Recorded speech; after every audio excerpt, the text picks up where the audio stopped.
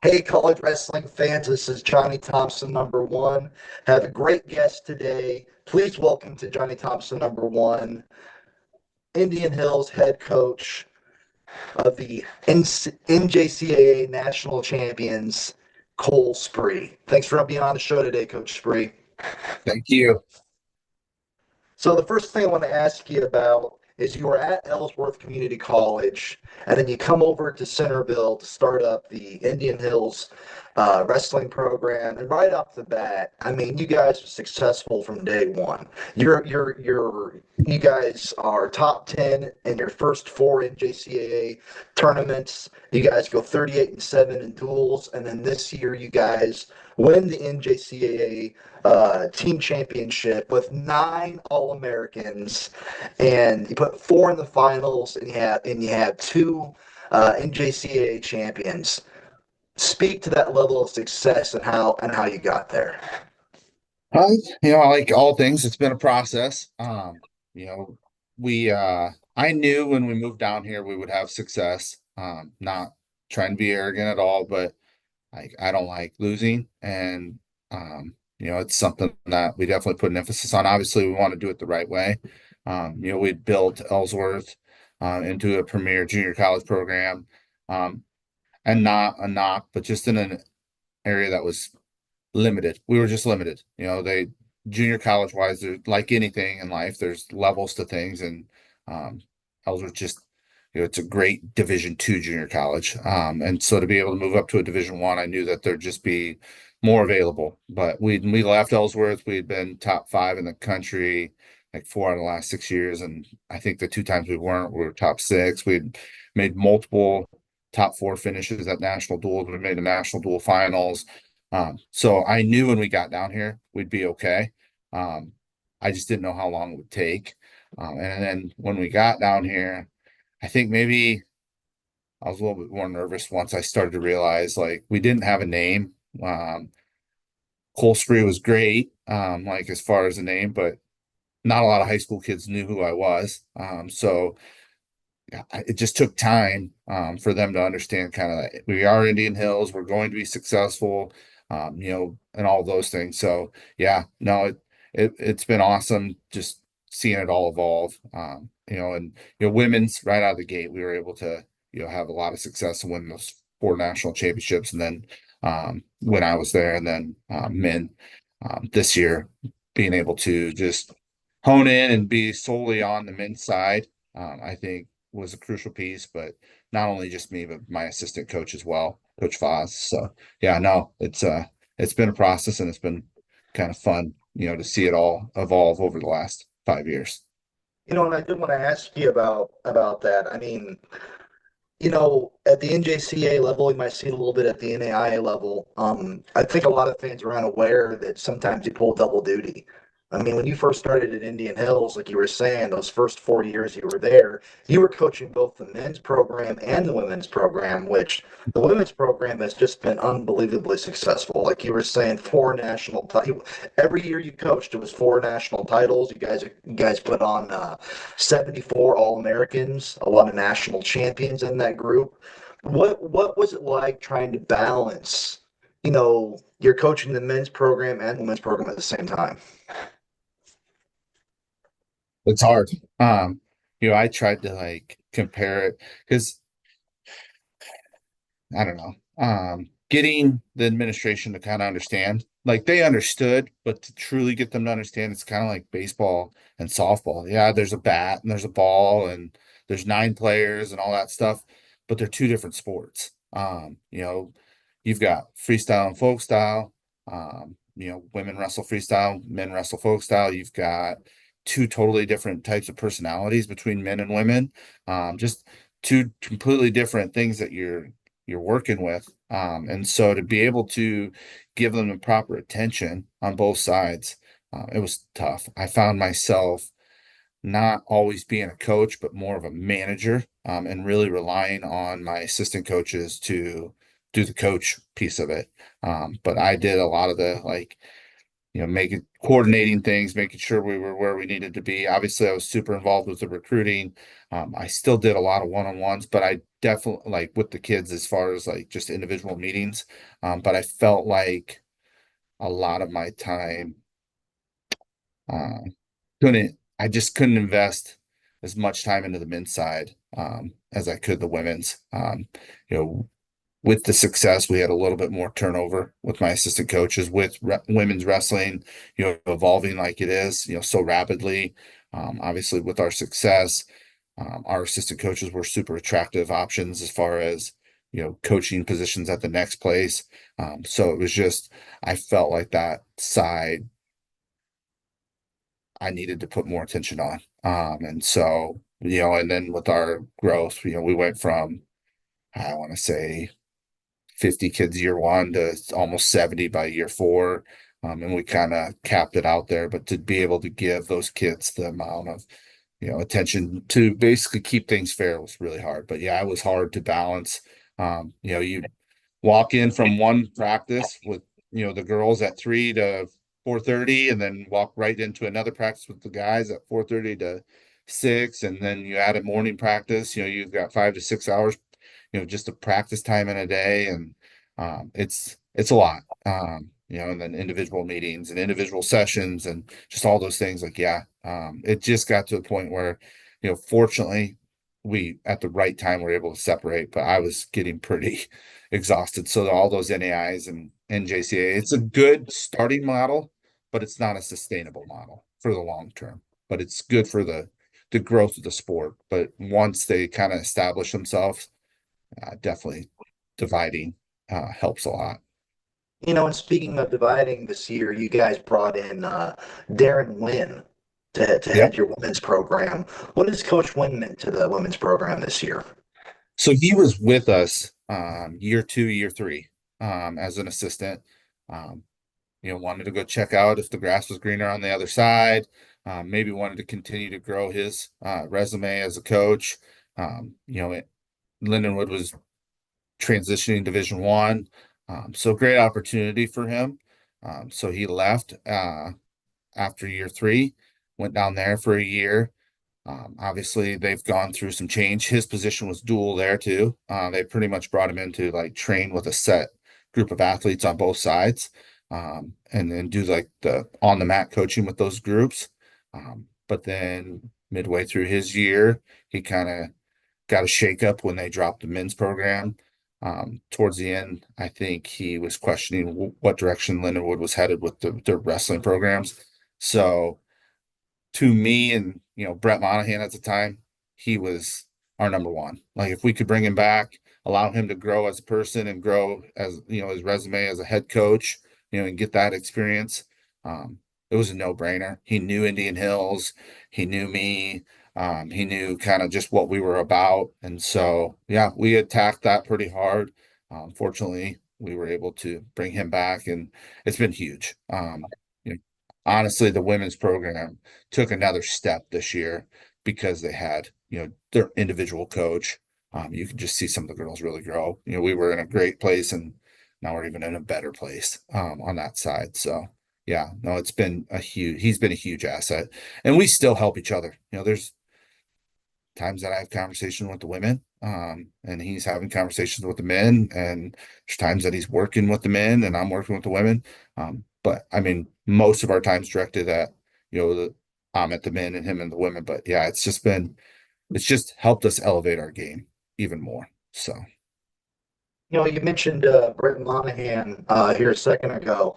When I was a kid growing up, I've always been a huge college wrestling fan.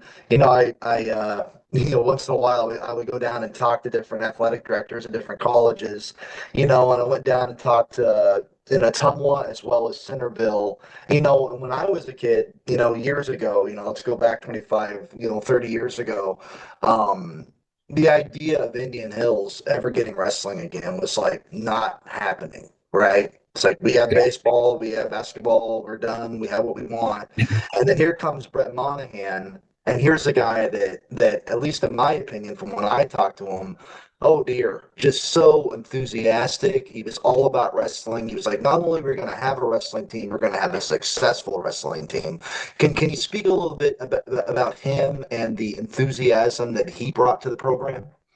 Yeah, no, I mean that was pretty clear from the get-go. My very first conversation with him, the day they announced it, that day him and I had, I don't know, an hour and a half conversation, just kind of him pitching me about his pitching to me like his vision, where he saw it going. At that time, Ellsworth, we were ranked number one in the country. And I'm an alum of Ellsworth. I grew up 30 minutes away from there. So there was a lot of things a lot of loyalty factors that kept me there for as long as I did. I stayed. And so for him to be able to convince me to come down, um, it it was definitely, you could tell, just where he kind of saw it. And there was a lot of excitement. And I'm I'm a fun dude, but I'm pretty intense dude, especially when it comes to, things that I'm passionate about. And you could tell he was really freaking passionate about Indian Hills, Indian Hills athletics, and making sure that this wrestling thing, like we wanted to start wrestling, he wanted to start wrestling, but he wanted to make it very clear it wasn't just a numbers game. He wanted to win. And I think oftentimes right now you're seeing a lot of institutions not necessarily start it for the right reasons. It's just, can we get some numbers? We're going to throw down a mat. We'll hire some random Joe and give him a part-time gig. Like, so he can't, they're not giving him the resources to be successful. And that was not the case here, and I think you see it, with the facility that he made happen, the coaches that he's been able to put, dividing the programs, giving us full-time staff members. I mean, there's just so many things. Man, he's the man. Like he is the man. He's he's a go-getter. There's a reason that he just accepted a position at the highest level at the NJCAA, offices and stuff because he's a difference maker. And he definitely helped us set us in the right direction. So yeah, no, he very he was very persistent about building NJCAA women's wrestling. I think a lot of people thought he was crazy um, when he's pitched this whole women's thing, but he was out there emailing people, other athletic directors about why they should start it. And you see it like we went from like six to the teens to the 20s to this year 30, and next year will be even higher. And he's a huge part to why NJCAA women's wrestling, especially, has exploded like it has. Cole, we've talked a lot about the success that your wrestlers, both male and female, have had on the mat, but also at Indian Hills, you guys have had a tremendous amount of success in the classroom. 36 academic All-Americans over the last couple of years. I mean, that's a huge number. What does it mean to you as a coach to also know that your men and your women are doing very well in the classroom? I think I don't know. I'm big on expectation, and so when the kids get here, that expectation's put on them. Like, that's great. We're going to have success. I'm not concerned with us having success on the mat. I know that the kids we're recruiting love wrestling. They're going to get better at wrestling, and ultimately we're going to win, kind of thing. But I'm big on your balance. And we talk about all the time, just being a great person, being a great student, and being a great athlete. There's three prongs to it. And you can't reach maximum success levels without having step one and step two. You can't be a crappy person. You can't be a crappy student and then expect just to be a phenomenal athlete. You're going to add additional stresses into your life, whether it be we're stressing about quizzes or passing classes or um, just everything that kind of revolves about being a student athlete. So we put a definite emphasis on success, um, in the classroom, and I think our kids know it. Like, no bull crap. no bull crap. Like if we're not going to class, you're not practicing. If you're not turning in assignments, you're not practicing. At the end of the day, like we want to set you up for, maximum success in life. And I don't want doors, and I talk about this with them all the time. I don't want doors to be closed because of things that we could have controlled, like showing up to class, turning in assignments. Like our kids have ultimate goals of going on to four-year universities. And so, there's requirements academically, GPA wise, and not just requirements to get into the institution, but qualify for these additional scholarship dollars. And so maybe living it myself and going through it myself, um, I think has helped. I wrestled junior college and I wrestled NAI, like I wrestled, the private institutions, and I know what it takes to be able to financially, go to some of those places. And so a big part of it is your GPA, D3, NAI, D2. It doesn't matter, even Division One. They want those kids. You just don't want them to look at you as a liability because you have a bad GPA in junior college. So we just put a major emphasis on, the overall balance in life. So. I'm gonna switch gears on here just a little bit, Coach. One of the things that I've always really admired about you was your ability to be able to get inside the heads of your athletes. I'm gonna give you an example here, and you can kind of walk me through what you guys did at the North Central District. Andrew Marquez had a tough loss to Cohen Graham in the finals, and then you guys were able to turn that around. So there when they met up in the NJCAA finals. This time it was Marquez getting the win against Graham. Talk me through how we turned that tough loss in the North Central District into a phenomenal victory at the NJCAA finals. Forget about it. Short mind, short-term memory. It was one time. Obviously there's things that we take from it, we learn from it, but it doesn't change. We don't change the game plan. Andrew Marquez is a phenomenal wrestler. Maybe we didn't capitalize on all of our opportunities. So we talk about maybe areas that there were opportunities that we missed, but overall, there wasn't a lot of adjustments that needed to be made there. Andrew freaking works so hard. So there's no reason for him not to go out there and compete and perform, confidently. And I think that that's you're going in a national tournament. He went into a couple different overtime matches, but at the end, yeah, I did. I don't think we needed to make many big adjustments. It's just don't allow it, to change who we are. Don't allow it to change, the goal doesn't change just because we lose one match. At the end of the day, we had a goal of winning a national championship, and losing in the district championships doesn't change that. We still have that opportunity, and that's what we talked to him about it. Short term and move on. And he did a great job of that. And making adjustments. So yeah, no, we didn't really talk a lot about it because there wasn't really a lot to talk about. We know we're better than that. I think that's maybe where people make mistakes. They sit and dwell. Short-term memory. Let's move on. Let's go. We can still accomplish what we set out to accomplish. Another thing I wanted to ask you about today, you guys recruit, all over the place. Like I said before, I turned 40 today. Today I turned Oh, 40 years happy old. birthday. Well, thank you, Nice. brother. I I appreciate just that. went through it. Yeah, I just yeah. went through it about a month ago. Oh So man, yeah, too many grays, right? yeah. But man, I have been following this sport for 30, what is it, like 33, 34 years. I've been a part of the sport.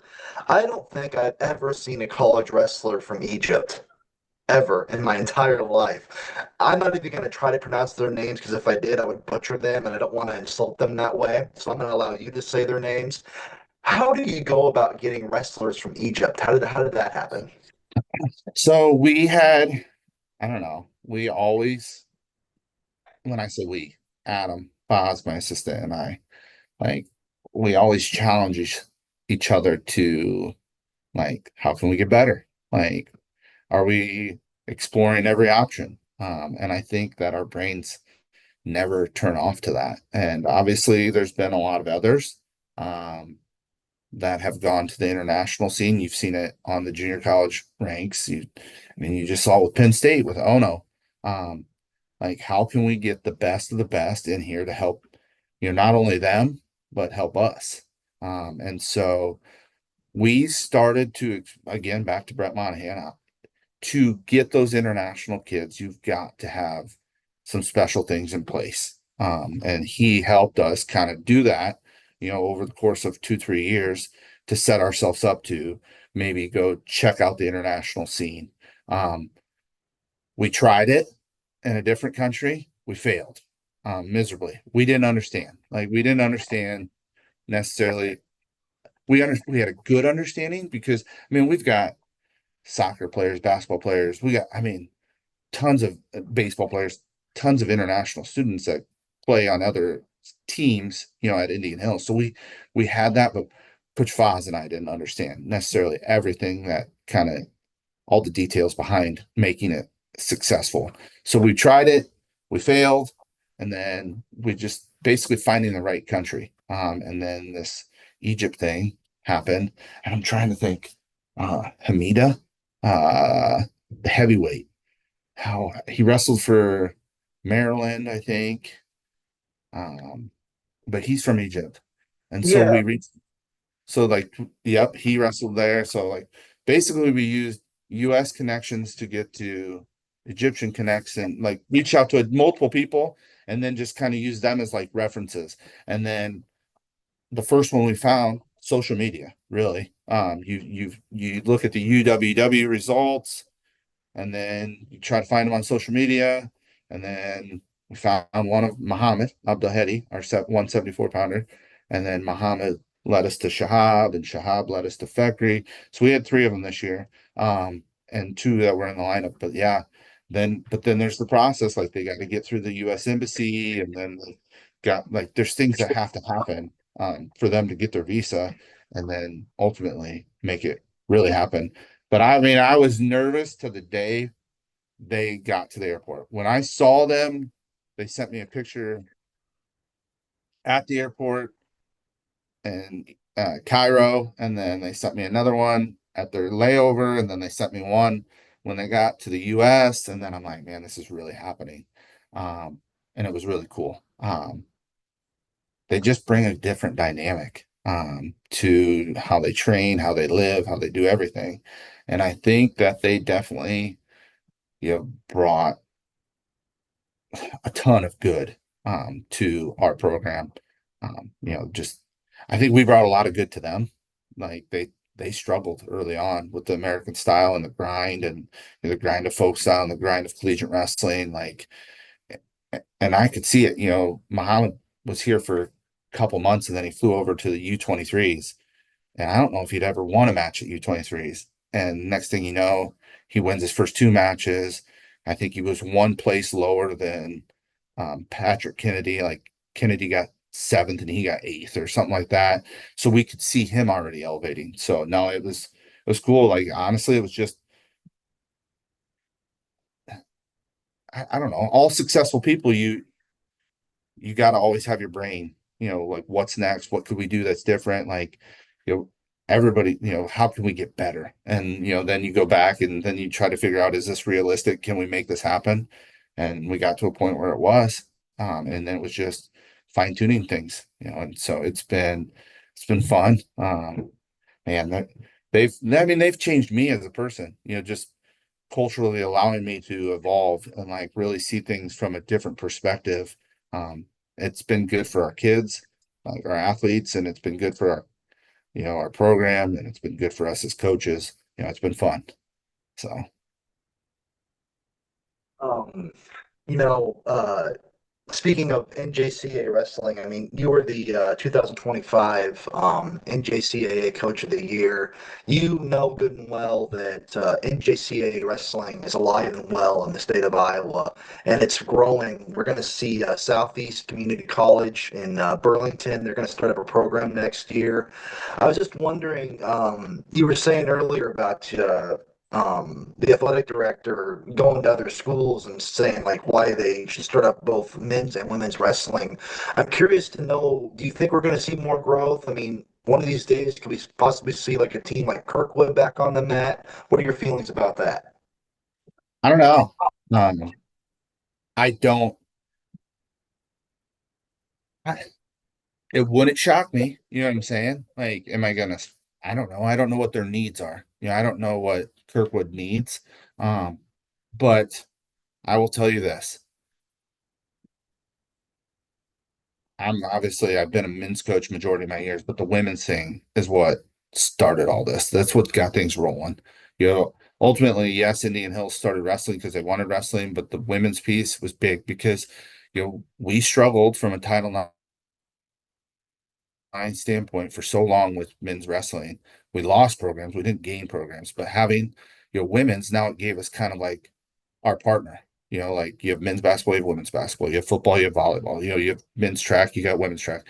So them seeing that and then having people like Brett Monahan that were willing to take that leap and jump out there and say, screw it, we're going to be the first ones and we're going to start it and we're going to do it the right way and all that stuff. When we started, we were like the fourth or fifth, like us and William Penn were like the fourth and fifth colleges to announce women's wrestling in the state of Iowa.